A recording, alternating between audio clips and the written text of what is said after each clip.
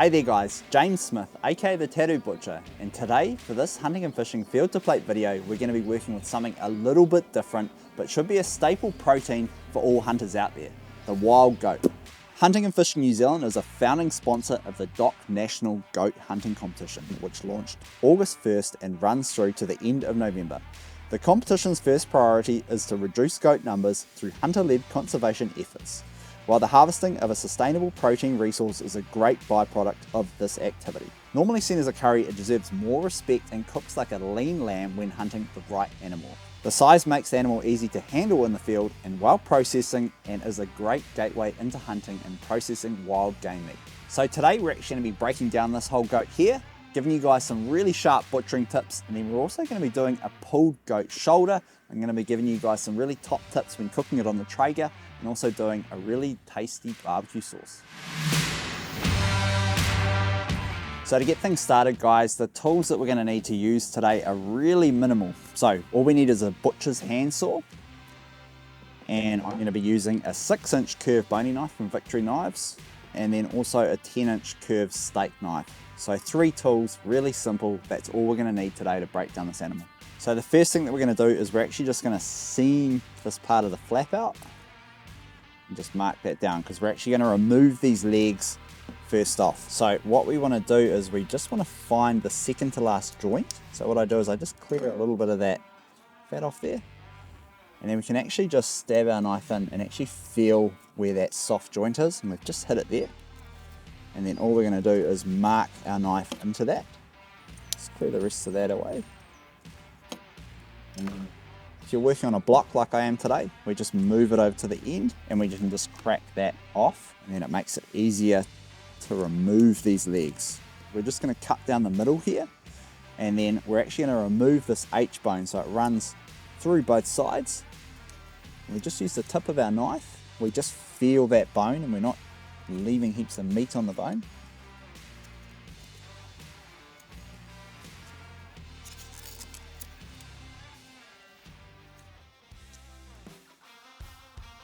If we wanted, we could handsaw straight through the middle and leave that bone on the leg there, and then we could roast that leg.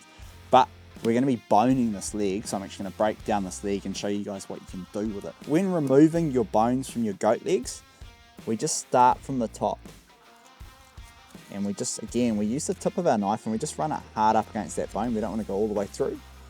And we just clear the other side. Do the same thing on the other side. Again, just clearing that bone, working all the way down. We can actually from here take the shank off, and if we wanted to take that shank off, all we do is just mark around that joint there. And these shanks are really good for low and slow style cooking. They are really good for curries, but they're also really good for pulling, like what we're going to do with our shoulder later on. We're going to remove the last of this bone now from our leg.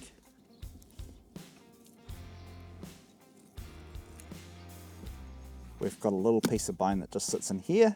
It's our little kneecap. And then we've boned out our whole leg. And what we can actually do is use this for leg steaks, and they actually cook up really nice over the grill. So using a young animal actually makes for great hot and fast cooking. So we can use these little muscles, like the top side here that we've just taken out, for a little roasting joint. We can also roll these roasts, or we can just cut them into steaks, like we're doing here. So now that we've done our legs, we're going to move on to separating the forequarter from the loin.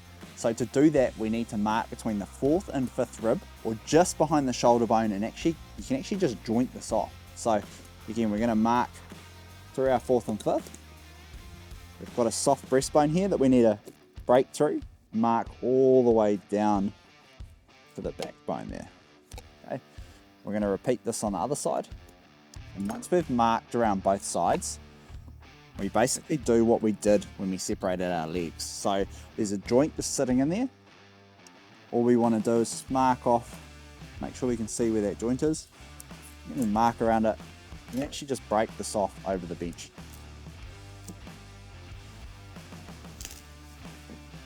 And once we've broken that off, we're just going to cut it off.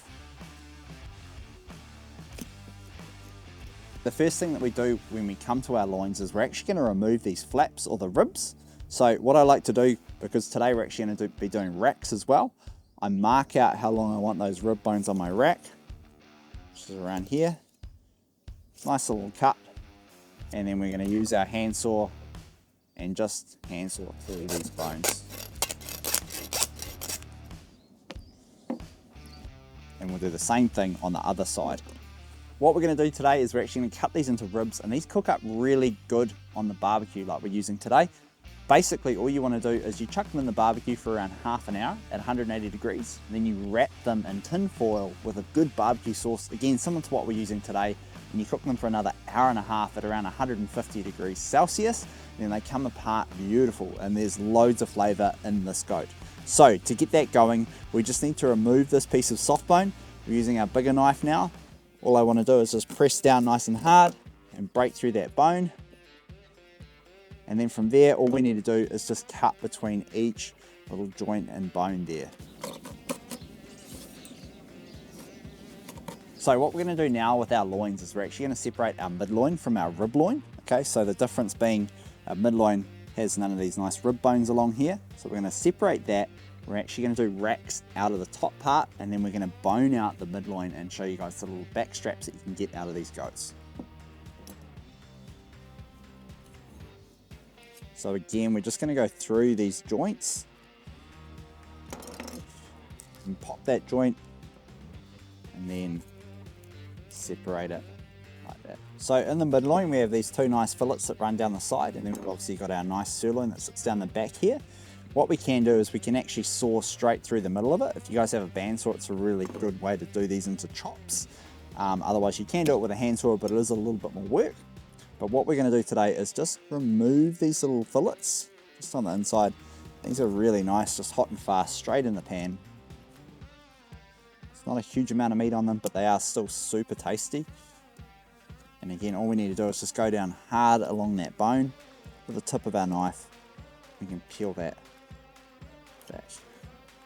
And to remove these back straps, all we do is we just run hard again, the tip of our knife, down the backbone,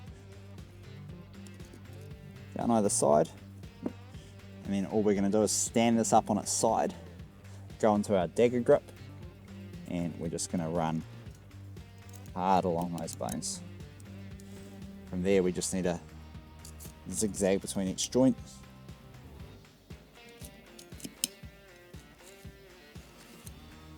Remove them.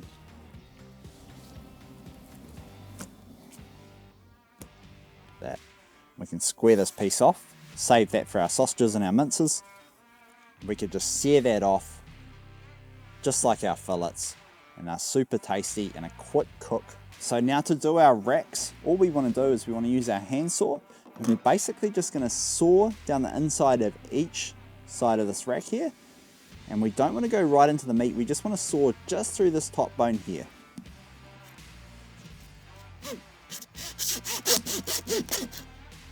Awesome, so once we've sawed just down either side of the bone, again, just going through that bone, we don't want to cut into the meat, we can basically just run our knife hard up against that backbone, just like that. And at the same time, what we want to do is we actually just want to remove this yellow stuff called elastin that sits in here. We're just going to square that off. Once we've done that, we can flip it over and we want to remove the end of the scapula. We don't want that in our rack. And then from there, we can chime our bones.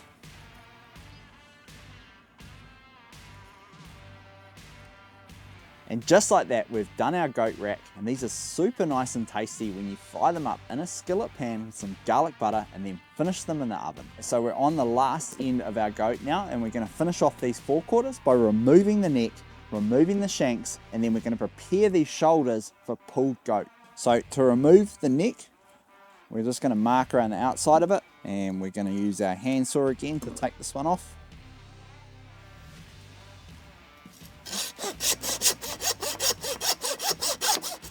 So with these necks, I actually like to keep them whole and cook them low and slow style, just like we're going to do with our shoulders.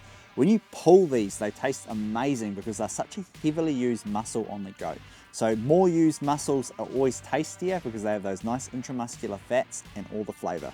When preparing your goat shoulder for pulled goat, I actually like to remove these rib bones and the neck bone just that sits along here, and that just makes it get a little bit crispier when you're cooking it on the Traeger.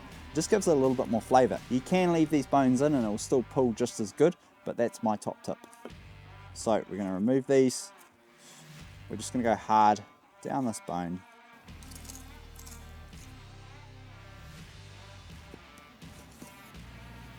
And then we're basically just going to trim off any of this excess stuff that we don't want on it here. So next step for our goat shoulder is we just want to season it. So use your choice of barbecue rub and just make sure you season it and cover all sides of the meat.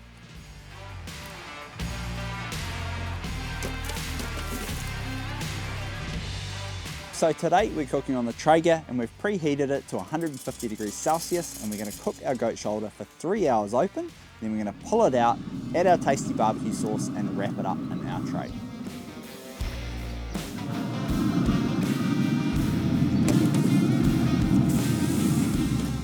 So for our sauce recipe today, all we're going to need is 1 cup of barbecue sauce, half a cup of orange juice, 2 tablespoons of Worcester sauce, 4 tablespoons of mustard, and 2 tablespoons of brown sugar. And we're going to heat this on a low temp for 5 to 10 minutes while stirring.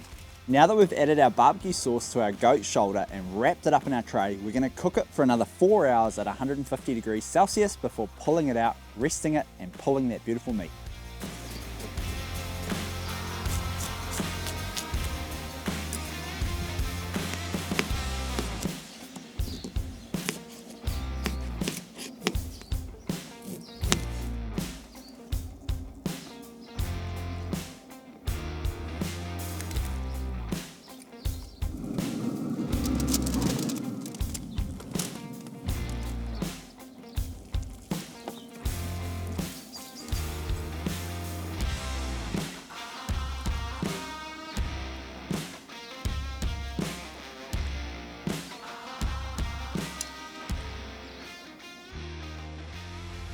That's a wrap on this wild goat episode of the Field to Plate series. Hopefully this episode inspired you guys to get out into the hills and entering the Wild Goat competition, where you can potentially win some amazing prizes and also fill the freezer with some amazing goat meat. Check out the links in the description for more information on how to enter, but good luck, safe hunting and great eating.